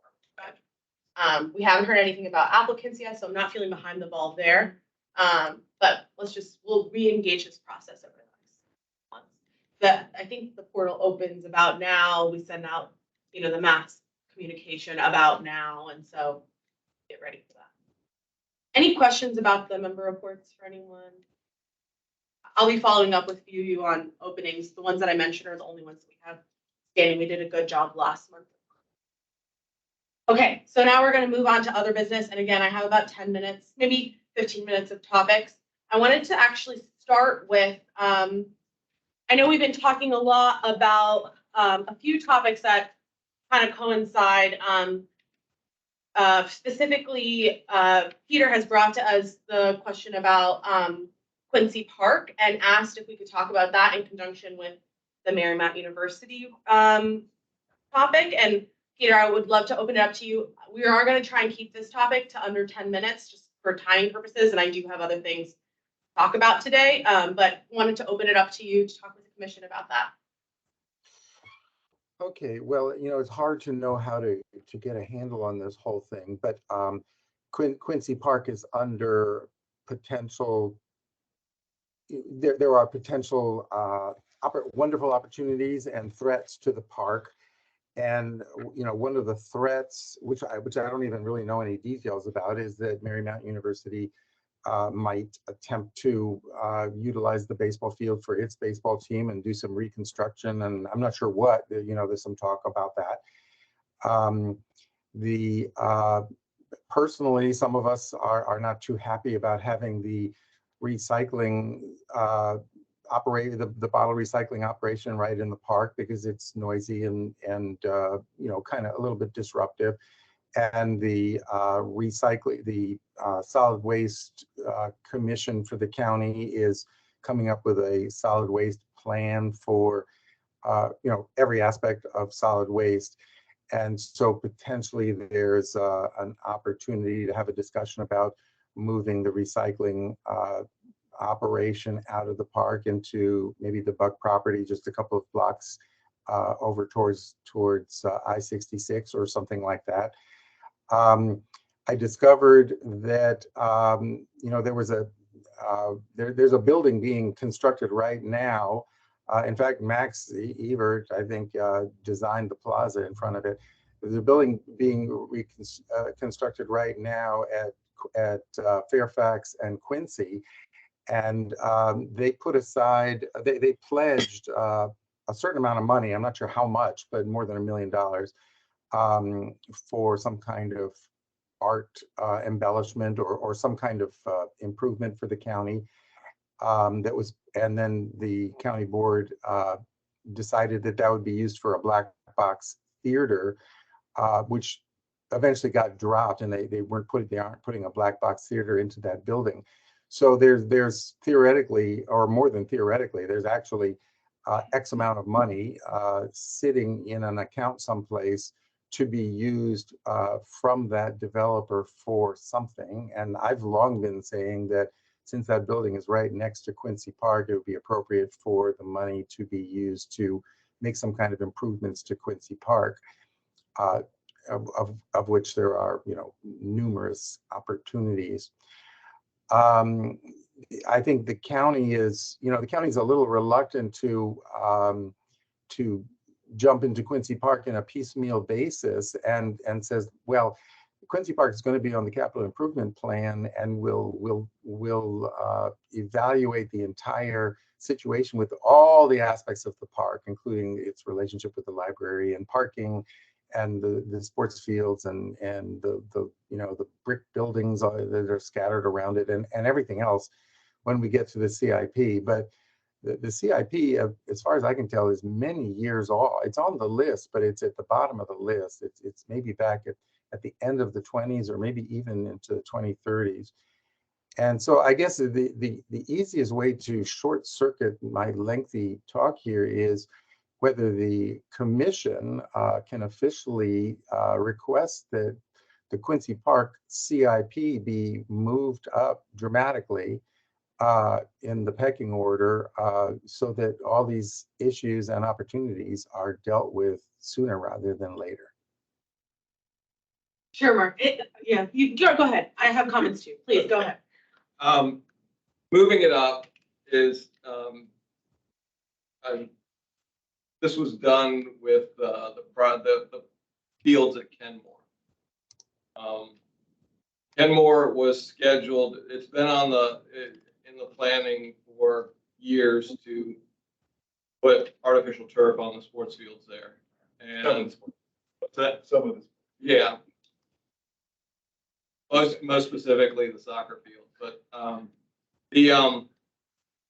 think it was scheduled for 2032 originally in the CIP, and after the board getting inundated by soccer parents mostly, it got bumped to 2025, I believe it is now.